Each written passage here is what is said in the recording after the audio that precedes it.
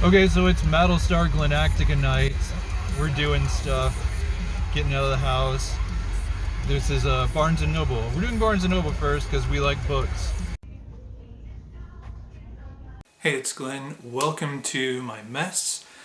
Um, it's actually less of a mess than it has been.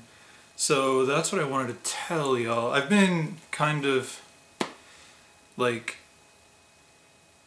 sitting on my state of mind for a week. 8 days, honestly. No, a week. So I made the conscious decision not to say I was okay until it had been a week of being okay, because I've had these weird moments of clarity through over the past few years that lasted about a day, and then I was back into my emotional mess. But so here's what happened. I went out with Matt 8 days ago. That's what happened 8 days ago. We went to the Rose Room. We went to Station 4, S4, whatever you call it, here in Dallas, specifically to go to the drag show at the Rose Room. So, Matt could see what all the Republicans are pissed off about. And, we played pool for a while. I was going to vlog, but then I decided not to because I just wanted to be in that moment, just, have a night, just me and Matt hanging out. And so I didn't vlog. I took some pictures. We went to Project Poyo because they're going out of business. They were out of food except for the one thing we both wanted, which was the vegan Philly cheesesteak, which is so good. I'm gonna miss them. But anyway, I took some pictures, but I didn't vlog because I didn't want to exploit that, our bro night. I think I'm gonna handle it in the future is I'm going to not say, oh, a moment is happening, I should get out the camera and be vlogging this. I'm going to, if there's something I want to do, whether I vlog or not, and I think it might be cool to vlog, I'll invite people to do that as part of my vlog. Would you like to go do this with me while I vlog? And then I won't feel like I'm exploiting something or someone. And it won't be like they have to make an on-the-spot decision. So, like what I'm doing tonight, I probably won't vlog, but I'll get to that. Anyway, so we went out to S4, went up to the Rose Room. The show was great. It was just, I don't know. And I guess that was the last thing. I guess it's kind of being in that atmosphere where like you can be queer without fear. Like anything goes in in that environment, in that setting. Everybody's cool with everybody. Everything is okay. No one is judging anyone. It's just kind of a powerful place to be, honestly. And so, I mean, the more significant thing there is that when I woke up the next morning, I was okay. For the first time in I don't even know how long, I didn't feel like an emotional train wreck. I felt like myself. And I was like, well, this is weird. I don't feel broken. I feel like me. I feel like getting things done. And, I feel like going there was the last kind of reminder I needed of who I was and where I was before everything went to hell. You know, the weekend before, I'd met with Molly and we got going on some projects, which is something that got put off for a long time, what with death and pandemics and such, and financial catastrophes, losing the house. Like, I've just been getting beat down for so long. I forgot kind of how to get where I used to be. And you never go back to exactly where you used to be. But, you know, my scars are intact, but they're healed over. They're calloused in a way that's good. It's stronger skin now. Where I got those emotional scars, I can take more of a beating without being phased. Scars are good. But I don't feel like I'm bleeding anymore. And it's been a week of feeling this way, of feeling strong and healed. And I guess going to the Rose Room was the last thing I needed to light my pilot light back up. I guess that's kind of how I feel. And it's the weirdest thing. Like, it's the weirdest thing, but I didn't trust it, like I said, because that's why I waited a week before I said anything, because I didn't want to tell people, oh, I'm better, I'm back, I'm me again, unless I knew for sure that I was. And so there's that. And today I'm going to see my friend Marta. One of the things I noticed, like, after I snapped out of it, I got a text message from Marta telling me she was moving and wanted me to have her contact info and all of that. And I looked back and there was a message from her from like a year and a half ago that I had never replied to, not intentionally, and I didn't even realize, I'd never really fully absorbed the message she sent, and I never replied, but I was thinking it had only been a few months. So that's how gone I was, you know. I wasn't on top of things like time. I wasn't really comprehending it, and I was kind of horrified that she'd sent me this message that demanded, in my opinion, a reply. Like, I should have replied, but it didn't occur to me. And a year and a half goes by, and so I replied to that, like, because why wouldn't I, as a sane human being, reply to the previous message as well as the current one? And I just kind of started looking back and realizing how much stuff like that had been going on, how many messages have just been sitting there that I haven't had the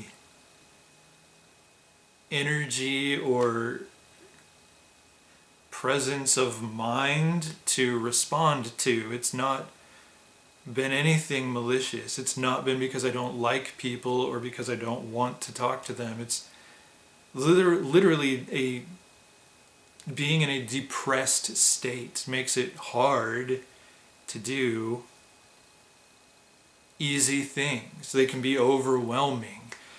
And it's hard to focus on things, like to really absorb what a text message is saying if it's really long. But yeah, a week later, I still feel healed. It's just like that, just out of nowhere, suddenly I'm healed. And I am thinking it's kind of I have to watch the time because it's a 20-minute drive to Marta's house. it's a combination of things. It's not like I went to the rose room and a drag queen waved a magic wand and I was healed. No, it's just a combination of things. Like I said, I've been going through the motions long enough that's the difference really, is I don't feel like I'm going through the motions anymore. I feel present. I feel awake. I guess that's a better way to put it. I woke up last Sunday and suddenly realized how long I had been asleep and didn't want to say anything unless I knew I was going to stay awake. But it really does feel like I'm going to stay awake now. Because, I'm not taking it for granted. I mean, I'm going to work on staying awake because I feel like, I'm scared. I'm scared of backsliding, of something triggering me and going back to sleep. Pretty much. I mean, it's a way to cope with trauma after trauma. Go to sleep. Just coast. Go on autopilot. And every time I felt like I was better, I really was only a little bit better. But this time I feel fully awake. Like, I can't think of a better way to explain it. I mean, it all sounds crazy because, honestly, it is. I've been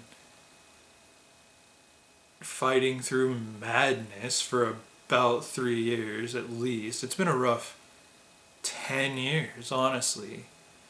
Because that's when it started, like 2013. I just started getting hit with trauma after trauma after trauma. And it didn't stop until last year. And we haven't been in this house for a full year. But I don't know, I think Chase moving in is helpful too. Because I've been able to not be alone in the house. As much. Because, if Matt went and did something on his own, I'd be here alone, which is a normal thing, right? But I can't think of a good word. I was struggling. Everything was a trigger for me. And, I wouldn't complain about it because it doesn't make sense. But I didn't do well being alone. I would just freak out and go to bed or just get in the shower and sit there letting the water run over my back and just be warm. I'd feel unsafe alone in the house. I'd feel like I can't go on. I don't know, I could do a whole video about my crazy, but I've done several. I feel like this has been part of my coping, of making myself put one foot in front of the other. But I'm good when I'm alone. Now, I'm awake. I'm not having that nightmare anymore where the world just keeps falling apart. I'm interested again in things that I haven't really been interested in years. Silly things like Star Wars. I'm all gung-ho about catching up with Star Wars. I used to read the books and the comics religiously. And pretty much right after Mom died, I couldn't make myself care. It's just a trivial little thing. I couldn't give a crap about any of the things that used to bring me joy, I guess. And now after I woke up, the past week, I've been interested in things again outside of survival. And really interested in frivolous hobbies. I've gone to the store all week without any kind of anxiety, where I could barely make myself go to the store alone before, but I did make myself because I was determined to heal, there would be some exceptional days when I just could not do it. Like I'd have a full basket and I would walk away and go home because I couldn't handle it. But yeah, so a week in, I feel like it's safe to say I have woken up from a severe depression. It was like I got enough of a reminder, enough of a feeling of safety, and just, yeah, a reminder of myself before the decade from hell. That he came back and took the wheel again. That old self, even though, again, you can never be exactly the person you were before traumatic events scar your spirit, but you can be that core person with scars that make you stronger. Like, you know, once you've healed from that kind of thing, you're your core self, but improved, because surviving has added armor to your spirit that makes it easier to navigate the world. So there are some things about my personality that will come off as different, things that I've noticed or that have been pointed out to me recently, like, you know, I didn't used to swear at all, and now I swear incessantly. Like, it was a coping mechanism. Like, I had too many feelings. Feelings that required some swears peppered throughout my daily speech. Like, I don't know. That's just one example of things that are different but aren't necessarily bad. It's just kind of a sign that I've been through some things.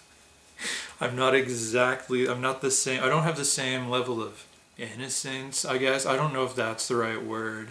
But it is, because, there are things I went through that my previous self could never have anticipated going through, or what it would be like to go through, or how I would survive going through those things.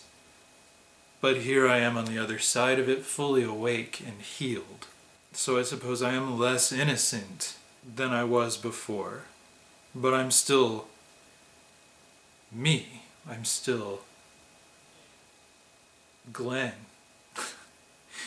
Glenn who swears a lot, but Glenn who does some things but that he didn't used to do, but still Glenn. So anyway, I thought I might ask Marta if she wanted to vlog, because it's a moment, you know. That's what I keep trying to make myself catch, are moments. But for one, she has a kid. YouTube's weird about, if you put a kid in a video, you have to do all these different things that I don't want to mess with. Love her kid. Her kid's great. It was the same with my friend Arash. She has kids. So if she pops up in the video, I have to cut it out. She's a great kid. It's not that I don't like her, it's that YouTube is weird. So I probably will not be vlogging hanging out with Marta. But moving forward, I do have a solution to the whole vlogs of me just telling you stuff. Where, like I said, I'm going to frame hangouts with people as, hey, do you want to be in my vlog, and we'll go do this. When, if they don't want to be in my vlog, we'll still go do this. You know, it's not that it's just to vlog. It's something I want to do with people anyway. So if I were to hang out with Marta again, I'd say, hey, do you want to be in my vlog and hang out? And if she said, I don't really want to be in your vlog, I would say, do you just want to hang out then? Because that's where my priorities are. Like, YouTube is just a hobby. It's not That's not the reason I hang out with people, to get content for my 24 subscribers. Yeah, you know, and I feel like the last couple of videos I made were peak crazy. Like, this Conversations in Sunglasses I did with Chase. I did an I Can't Sleep video that I just peak crazy. Like, it was at the zit was about to pop, I think. And just going to the Rose Room and remembering my former audacity, just my younger self of 10 years ago. Just, you know, the younger self who, after being a volunteer at Vacation Bible School, would take some of the other volunteers and we'd go watch drag queen mud wrestling. Like, we leave church children to go watch drag queens mud wrestle at a leather bar. That's the part of myself I reconnected with. You know, the part who was just me, but doing things that other people might not understand simply because they brought me joy.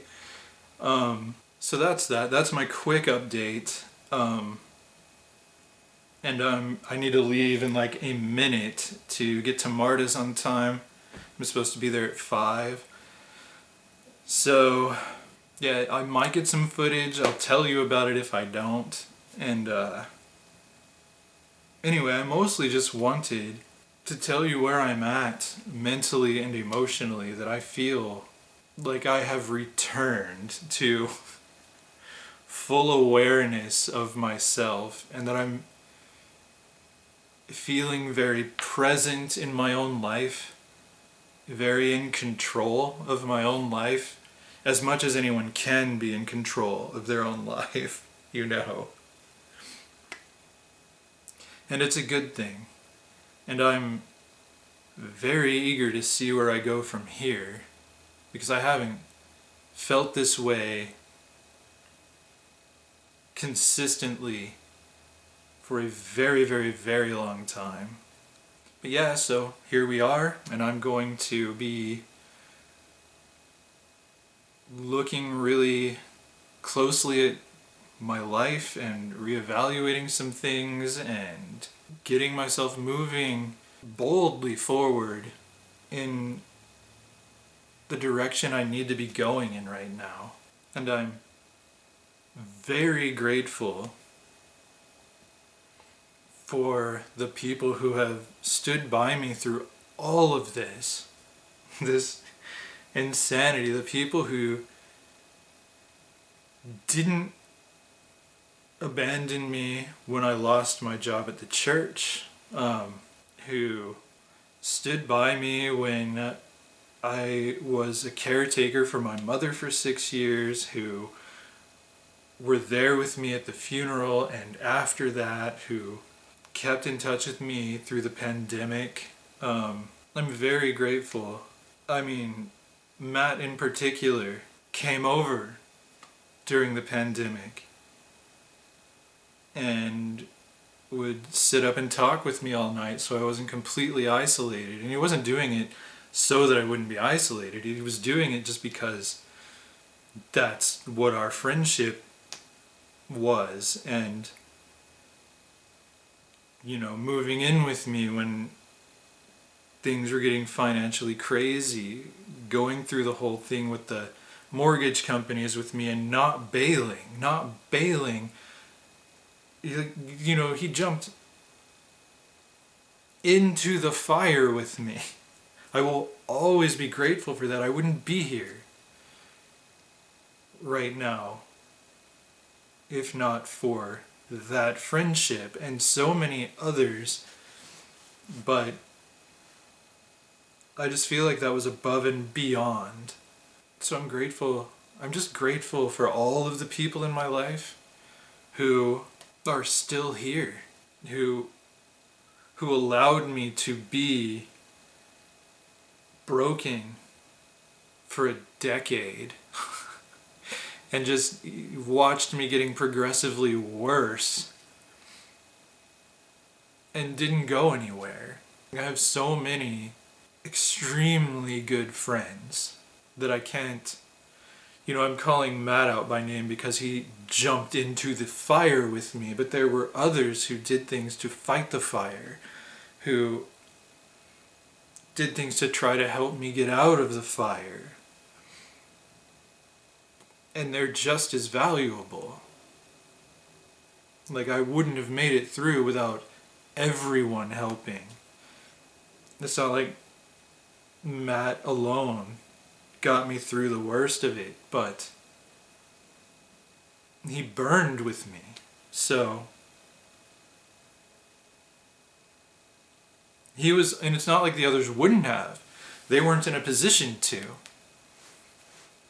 He happened to be in a position to and made the choice to do it. To not fight the fire from outside, but from inside with me. And now we've got Chase here, who's like, my friendship with Chase is a completely different dynamic, but it's nice. The more people, like, I used to always fantasize about having like a big mansion that I could move all my friends into. And now I've got a little rental house where 2 of my friends live with me, and that's incredible. Like, that I don't have to live with strangers. I get to live with Matt and Chase, which is an adventure unto itself. But yeah, I'm rambling, and I'm 3 minutes late to get on the road, so I'm going to call it a vlog, and I'm going to go see Marta, and I'm going to keep moving forward. And I'm grateful for y'all that you let me process this stuff on camera. Like, when I had no one to talk to, when I was at some of my lowest moments, I could turn on the camera and then just talk. And some of you fine people actually subscribe to that stuff, so I'm endlessly grateful. I'm just so full of gratitude. Having woken up, I'm so full of gratitude for everyone who got me through the night. Thank you.